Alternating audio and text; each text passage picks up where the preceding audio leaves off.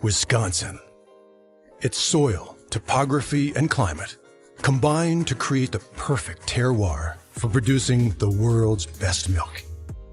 So it's no surprise that over 1,200 of the world's greatest cheesemakers call it home. Well, what'd you know? Here are 5 of the all-time greats right now. But how do they create all those award-winning masterpieces of complex flavor and texture, celebrated the world over? Let's explore the 5 steps of cheesemaking and learn how to make the greatest cheese in the world.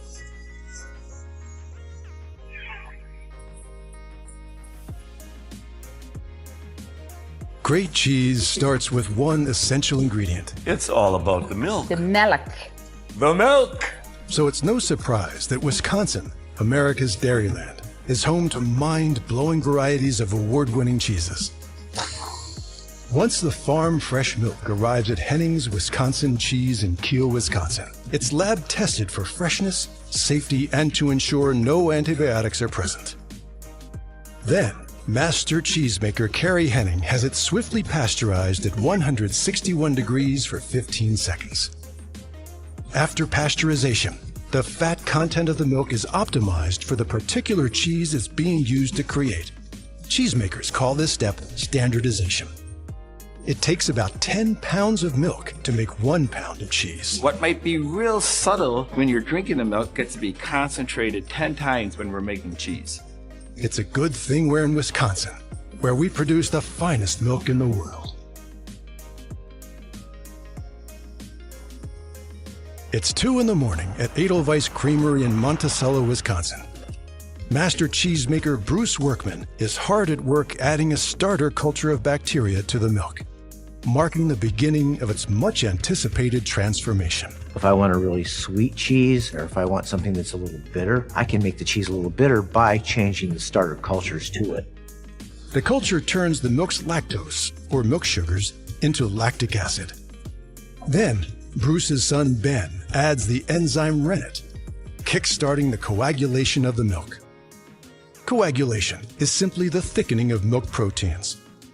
But to a cheesemaker, it represents one of cheesemaking's most beautiful and dramatic dances. Like a waltz. A foxtrot. Hop and lock. Within 30 minutes to 2 hours, the milk solids have bound together to form an extraordinarily soft and pillowy mass. This, at last, is the glorious curd. Curd is the word. The word that I heard. Awesome.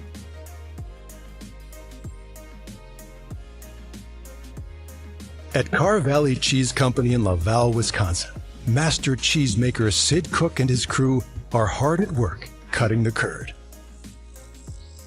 The smaller the curd, the more whey is released and the harder the cheese will be.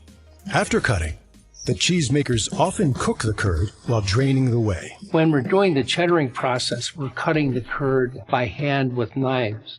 Then, the mats of curd are flipped and stacked over and over. Harder, drier cheeses, like Parmesan, are cut into smaller curds, sometimes as small as a grain of rice, while softer cheeses, such as fresh mozzarella, are cut into larger, walnut-sized curds. At Widmer's Cheese Cellars in Theresa, Wisconsin, master cheesemaker Joe Widmer and his crew perform the thousands of years-old tradition of salting and forming the cooked curd. Salt is incorporated in various ways, sprinkled directly into the curd, added to the surface of the cheese, or in the brine that some cheeses are steeped in. Salt enhances flavor, develops texture, helps to draw moisture from the cheese, and is also a natural preservative. At this stage, Wisconsin cheesemakers add other delicious things to their cheeses. Things like herbs. Fenugreek. Caraway. Tequila. Secret ingredients. The harder a cheese is pressed into its form, the more whey is released and the firmer it will ultimately be. This is when a good deal of the curd knitting, the bonding of the cheese curds, occurs. With Widmer's Wisconsin brick cheese, actual bricks are used to press the cheese. Well, brick cheese was invented in Wisconsin. When my grandfather, who was a Swiss immigrant that came over in 1905, He bought a batch of bricks. To this day, we're still using the bricks. If a cheesemaker is crafting blue cheese, this is when they pierce it to introduce air so the mold can grow and promote interior veining. We've now arrived at Marika Gouda in Thorpe, Wisconsin, as well as at one of the most distinguishing stages in our cheesemaking story, the final step, known as finish and affinage. This is when Wisconsin cheesemakers honor a heritage of hands-on attention. Every day we pick our wheel, we flip it, we clean it with water and vinegar, and that happens with every single cheese, so there's a lot of hand labor involved. At this stage, the cheeses ripen in temperature and moisture-controlled aging rooms. In the aging room, that's where all the magic happens. Fresh cheeses are ready soon after being made, while hard cheeses can take some time to ripen. That's why aging can range from several weeks to several years. Geduld is een schone zaak. Throughout the aging process, cheeses such as cheddar ripen from bacteria distributed throughout, while washed rind cheeses such as Wisconsin brick are surface ripened. Cheesemakers scrub and brush these cheeses with salt, brine, molds, bacteria, or yeasts to develop complex and often pungent flavors from the outside in. Testing the milk and filling the vat, adding culture and rennet, cutting and cooking the curd, salting and forming, and finish and affinage. With these 5 steps, the best milk on the planet, and more than 150 years of tradition, Wisconsin cheesemakers craft over 600 different types and varieties of cheese.